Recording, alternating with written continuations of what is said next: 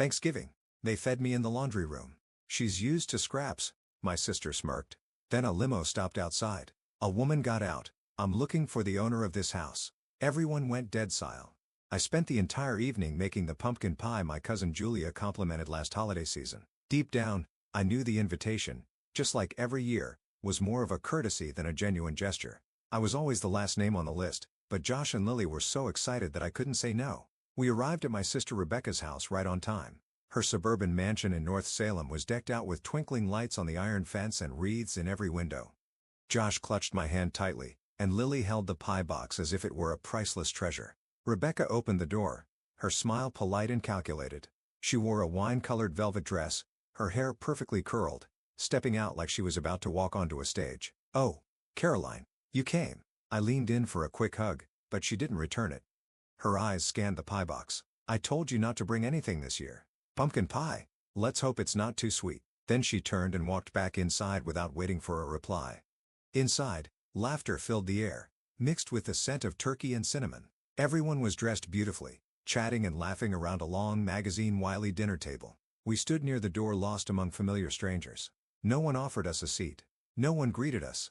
They talked as if the three of us were just shadows in the corner. I kept smiling. I set the pie on the kitchen counter while Josh helped Lily take off her coat. She looked up at me and whispered, "Mommy, why isn't anyone saying hi to us?" I knelt to tie her shoelace and whispered back, "They're just busy, sweetheart."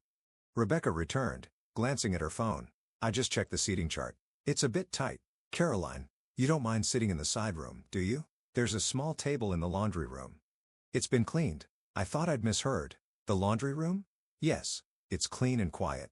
The kids will be more comfortable there." She winked. "You know, better than having them squeeze in with all the adults." Josh held my hand. Lily lowered her gaze. I smiled faintly, picked up the pie, and followed Rebecca's direction. The side room, past the back door, was literally a laundry room.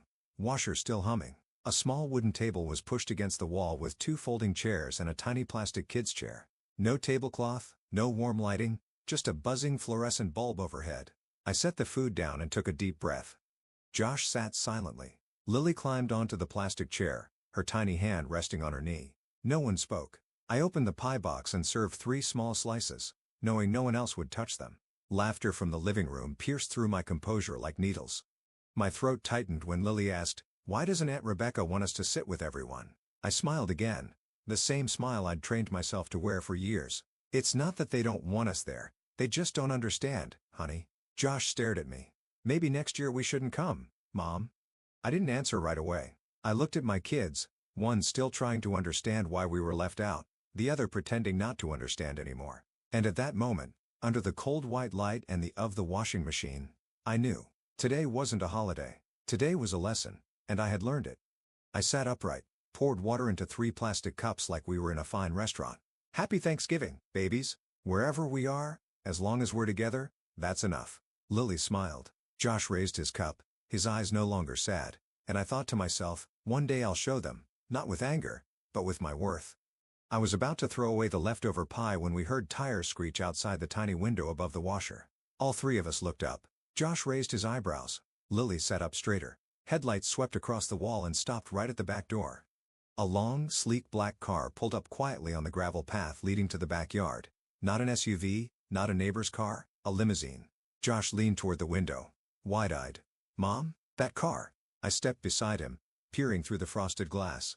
A man in a black suit wearing a hat and white gloves opened the back door. Then a woman stepped out, poised, composed, her heels clicking softly but decisively on the gravel. She wore a slate blue wool coat with a high collar over a knee-length sweater dress. Her silver hair was neatly pinned up. Her face showed signs of life lived fully, but no bitterness. She looked around calmly. Then her eyes landed exactly where we were standing, at the back door. Lily whispered, "Mommy, she's looking at us." I swallowed hard and cracked the door open. A rush of cold air swept in, carrying a hint of snow and jasmine from her scarf. "Hello?" she said. Her voice wasn't loud, but it was clear and confident. "I'm looking for Caroline Brooks." I froze. "Yes, I'm Caroline." She smiled slowly. "Good. I'm Evelyn Rhodes, Executive Director of Voices Rising, a foundation supporting single mothers and women who've been pushed to the margins." She stepped forward. "I'm here because of a story, a post you wrote last year on a community forum about rebuilding your life after living in a shelter." My heart skipped a beat. That post, I typed it on my phone one late night after work while Josh had a fever and Lily was asleep on the couch. I didn't write it for attention, just to let something out. I never thought anyone would read it. Evelyn continued. Your post spread through our network. We've been searching for you for 6 months. When your name appeared on an old volunteer registry, I decided to come myself. She glanced around at the laundry room setting. I didn't expect to find you here. I blushed. I didn't expect to be found in a laundry room. Josh gently squeezed my hand. Lily still clutched her dress. Evelyn smiled. I'm here to invite you to be a featured speaker for Voices Rising's upcoming Inspiration Series. We'd like you to be our keynote speaker at the spring conference to share your story from the beginning. No filters, no embellishment. You'll be compensated fairly. We also want to publish your story as a book with full editorial control in your hands. I stood frozen, unsure what to say. Part of me didn't believe it. Another part felt relieved. Are you sure? I heard myself ask. I'm just a mom trying to survive.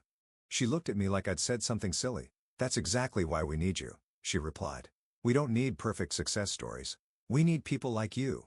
Real, brave, and still moving forward. Josh looked up at me. You'll do it, right? I looked at him, then at Lily, then back at Evelyn. Yes, I said. I will. Evelyn nodded. The car is waiting. If you're ready, we can talk more over dinner. I glanced back at the folding table and the half-eaten pie. Let me grab my coat. No need, she smiled. We'll take care of you from here. I held my children's hands as we stepped out of that suffocating room. The cold wind bit at my cheeks, but my heart felt strangely warm, and when the car door shut behind us, I knew. The world had just shifted, not because I fought for a place, but because, finally, my worth had been seen. On the way to the restaurant Evelyn had reserved, I was still in disbelief. Josh sat beside me, clutching the pumpkin pie like it was treasure, while Lily leaned against me, her wide eyes fixed on the softly lit ceiling above. Outside the window, Rebecca's neighborhood faded behind us like a memory being quietly erased. Evelyn smiled at us through the small divider window between us and the driver. I know this might all feel sudden, but I've wanted to meet you for a long time, Caroline. I turned toward her. You said you found me because of a post? Not just one, Evelyn nodded, her voice low and warm. A whole series of short posts you shared over about 6 months after leaving your ex-husband. You wrote about your night shifts at the restaurant, about having only $3 left for gas, about turning a packet of instant noodles into a living room party with your kids. I read every word and I cried. My cheeks flushed, not from shame but from overwhelm.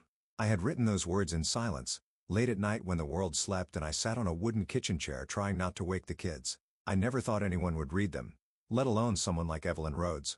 I still remember one line, she continued. I don't want my kids to think they have to toughen up to survive. I want them to know they deserve to live, to breathe, and to dream. Evelyn looked at me for a long time. I've never read anything so honest. I clenched my hands gently, trying to steady my voice. I just wrote so I wouldn't fall apart, and that's what made it powerful, she said. Voices Rising is hosting our spring summit soon, bringing together activists, writers, educators, and single mothers from across the country. We need someone to open it, not with credentials, but with heart and live truth. I want that person to be you. I looked at Josh and Lily. Josh sat still, staring out the window, but his hand rested lightly on his sister's shoulder. Lily remained tucked close to me, nodding softly as if sensing a shift in our lives. But I've never spoken in front of a crowd, I said quietly. I'm not a polished speaker. Evelyn placed a hand on her chest.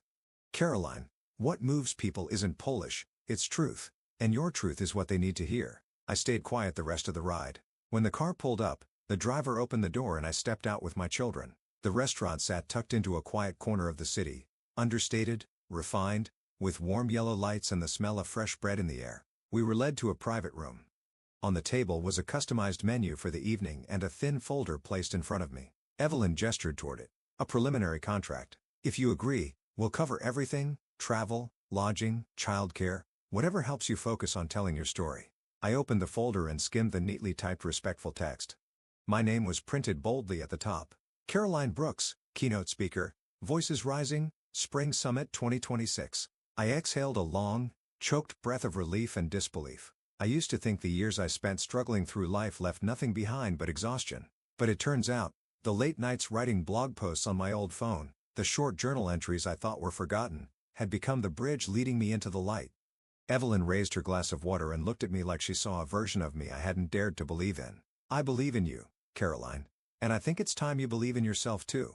I never imagined a night that began in a laundry room could end in an elegant restaurant beside a woman who had read every word I'd written in my weakest moments. Evelyn didn't just speak kindly. She treated me as someone who mattered, not someone who was barely included. When she pushed the contract toward me, I hesitated. The bolded words on the first page made me pause. Caroline Brooks, author and keynote speaker, Voices Rising, 2026. I read it again, slower this time, afraid it would disappear if I blinked. Is this real? I whispered. Evelyn nodded, still smiling patiently. Very real, Caroline. You're not imagining it. She went over the terms. Her organization would cover everything for me and the kids throughout the conference: airfare, hotel, meals, and on-site childcare. A team of professional editors would help shape my speech and manuscript. They didn't want to change my voice, she emphasized. They just wanted to help me tell the story in its fullest form. I looked down and realized I had been gripping the cloth napkin. Josh gently reached over, took the pumpkin pie box from my hands, and set it aside, as if helping me release the last burden of that night. Lily rested her head on my shoulder, her wide eyes quietly absorbing every detail. She spoke just one sentence. Mom, they chose you because you're you. I turned and smiled at her, tears stinging my eyes. For the first time in my life, I wasn't Rebecca's sister or Mrs. Brooks' daughter or the divorced woman with 2 kids. I was simply myself, Caroline, the one who wrote with her whole heart, not knowing if anyone would ever read it, but writing because she could not. Evelyn lifted her cup of tea, the golden light catching on the emerald ring on her hand. I once told my team, she began, if you want someone who can shift the mood of a whole room with their real story, find Caroline Brooks. I laughed, a little embarrassed. I used to write for 20 readers. Half of them were single moms I met at the community center. And now, Evelyn said, you'll write for thousands, and I believe they need you more than ever. When dinner ended, I signed the contract. My hand trembled, not from fear, but because I knew this was a turning point.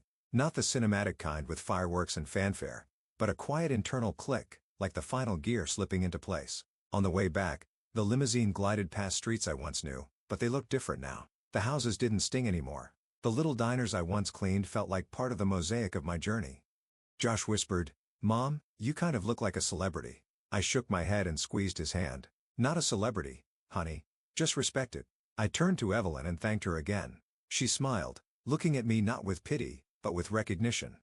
Caroline, they didn't give you a seat at the table, but tonight, you were handed a stage.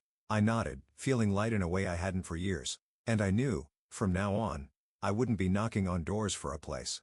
I'd be building my own. Just as I closed the limousine door, I caught a glimpse of my mother through the dining room curtain. She stood frozen, wineglass in hand, her face caught between shock and confusion. Beside her, Rebecca gripped her wine stem, lips parted as if to speak, but no sound came. Blake leaned against the fireplace, phone in hand, eyes following the car pulling away from their gate. I once dreamed of leaving that house with my head held high, but never did I imagine I'd be leaving in a limousine, with my children by my side, and a powerful woman ready to bring my story to thousands. Josh sat across from me, eyes sparkling with excitement. Lily leaned into me, her small hand resting on mine, to be sure I was still here, and that this was real. Did you see them watching? Josh whispered. I nodded. I saw. I think Aunt Rebecca thought she was the most important person in the family, Lily said, her voice sweet and clear. But today, she wasn't. I smiled, brushing her hair. Today they watched, and I was heard. Evelyn turned, her voice soft but firm. I've seen many moments like this, when someone is finally seen for who they truly are. But this one, Caroline, I will remember most. I didn't respond right away. The emotion was steady now, not sharp like before, not pain, just healing, not revenge, just living acknowledged and moving forward. The car turned into the city center where holiday lights sparkled on every block, and I suddenly remembered past Thanksgivings. Waiting in line at church for a frozen turkey, splitting the last potato so Josh and Lily could have enough. Those years weren't wasted. They built the foundation for this moment. Evelyn reached into her leather briefcase and placed a small folder on my lap. There's one more thing. We've spoken with a publisher in Boston. They read the draft manuscript our editors assembled from your blog. They're very interested, and they want you to develop it into a full memoir, not just in print. They want an audiobook, read by you. My eyes widened. Me? I'd read it? Your own voice, Evelyn smiled. Because it carries something no one else can replicate. Truth. I felt like a door had just opened inside me. Not just a speaker, not just a writer, a storyteller in my own voice. So where do we start? Next week, she said. We've got a studio in New York. It's ready, don't worry. We'll provide accommodations for all 3 of you. Josh and Lily can explore the city, and if you're open to it, we can pair with a local TV station to share your story. I laughed aloud. This is really happening, isn't it? This isn't a dream? Josh raised his eyebrows. If it is, I don't want to wake up. Lily nodded hard, her curls bouncing. Mom, don't ever go back to that house again. I looked at her, then out the window, watching the golden lights blur past. No, I won't go back, because from now on, I'll build my own home. The limousine pulled up to a small hotel already arranged for us. The driver opened the door. Evelyn waved goodbye, reminding me of the press event the next morning. I held my children's hands and stepped into the hotel lobby, still not quite believing I had left that old garage less than 3 hours ago. And somewhere deep in my heart I knew this journey was just beginning. But this time, I'd walk it on my own feet. No more bowing, no more asking for permission. The morning of the first conference came faster than I expected. I stood backstage holding my speech, carefully marked with yellow sticky notes Lily had helped me place. Josh was in the front row. The shirt he'd chosen made him look older than 12. Lily sat beside him, tightly gripping the conference program like it was treasure. When the MC called my name, a rush of electricity ran down my spine. I walked onto the stage under soft white lights. The room fell silent. Hundreds of women from all over, some in tailored suits, some in simple clothes, watched me with open, hopeful eyes. I began with where it all started, the laundry room at my sister's house on a cold Thanksgiving. I told them about the years in a 2-bedroom apartment, working 2 shifts a day and blogging at midnight to hold myself together. I didn't sugarcoat anything.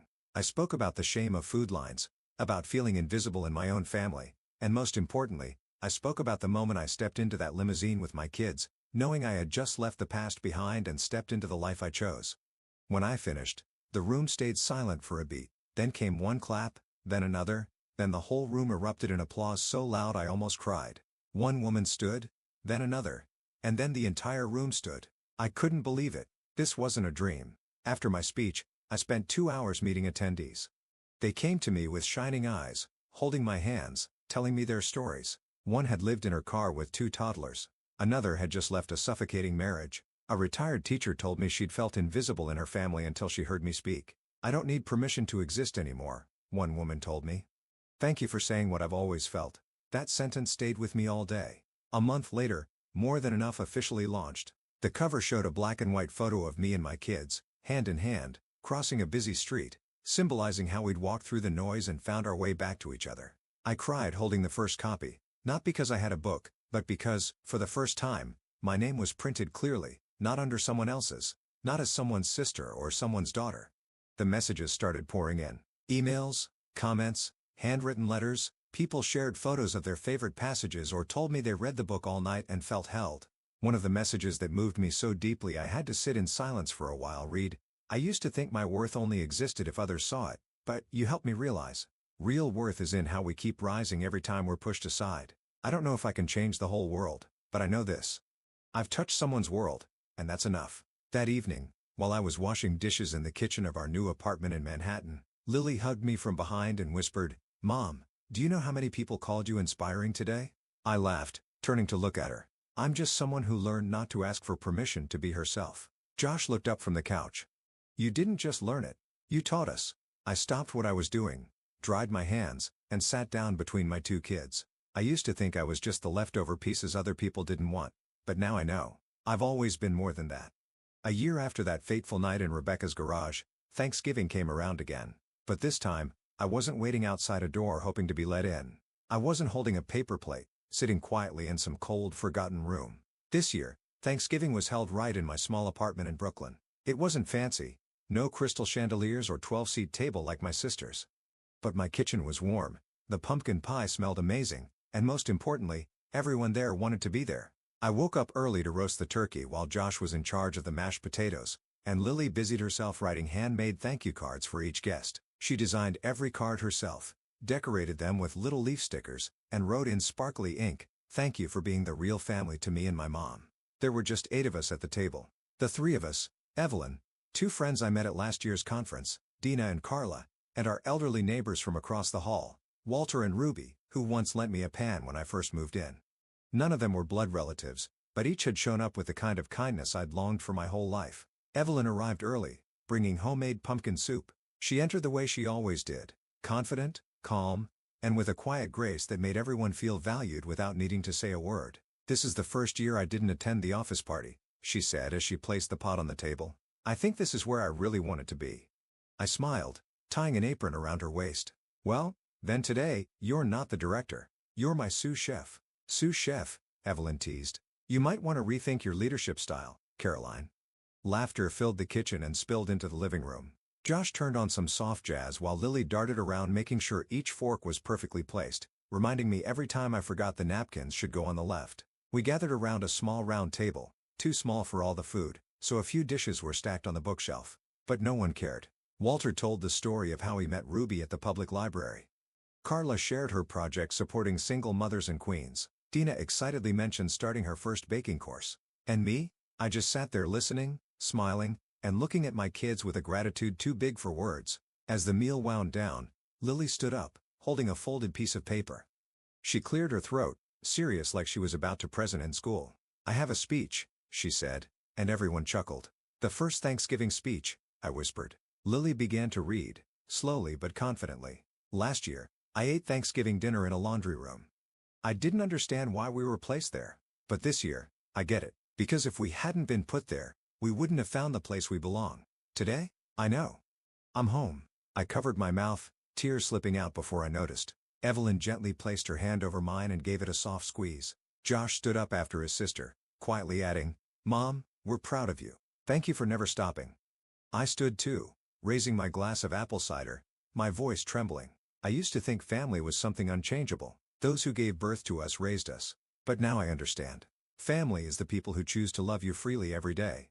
And today, I'm surrounded by the family I built with my own heart. We clinked glasses, not in unison, not perfectly, but with sincerity. After dinner, Lily pulled out an old board game, and Josh replayed the video of my conference speech. I didn't stop him. I'm not afraid of hearing myself anymore.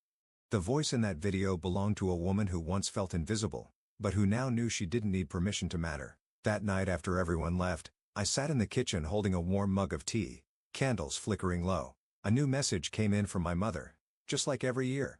Cold, short. Hope you're doing okay. Happy Thanksgiving. I didn't respond right away. I looked around our little apartment, crumbs on the table, Lily's card still in the center, and laughter still echoing softly in my heart. I smiled. I was okay, more than okay, because I had found a family that didn't need to share my blood to be part of my soul. A week after Thanksgiving, I received an invitation from the National Women's Conference. They wanted me back as a guest of honor for the closing session, but this time not just to speak. They wanted me to join a round table with women who had heard my speech the year before and made powerful changes in their lives. I said yes without hesitation because I knew my presence wasn't about proving anything anymore. It was about listening, sharing, and reaffirming one truth. Sometimes being pushed aside isn't the end. It's the beginning of something far more meaningful. This year's conference was held at a newly opened art center in Chicago. When I walked into the auditorium, I felt no fear or doubt. I wore a soft gray suit designed by Carla, my dearest friend from last year's summit. Pinned to my jacket was a small wooden table brooch, the symbol of the new project Evelyn and I had launched, Build Your Own Table, helping women build careers and confidence from the ground up. I sat among 6 women, each one a living story. One had been shut out by her family. Another had overcome abuse, unemployment, or loss, but all of them had one thing in common.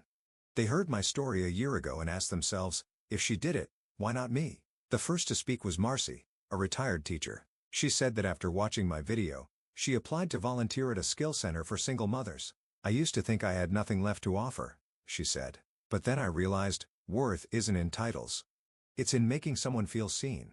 Next was Shonda, a mother of 3 who had once been homeless. Now, she ran a small bakery near her kids' school. I watched the part where Caroline said, we don't need to ask for seats. Build your own table.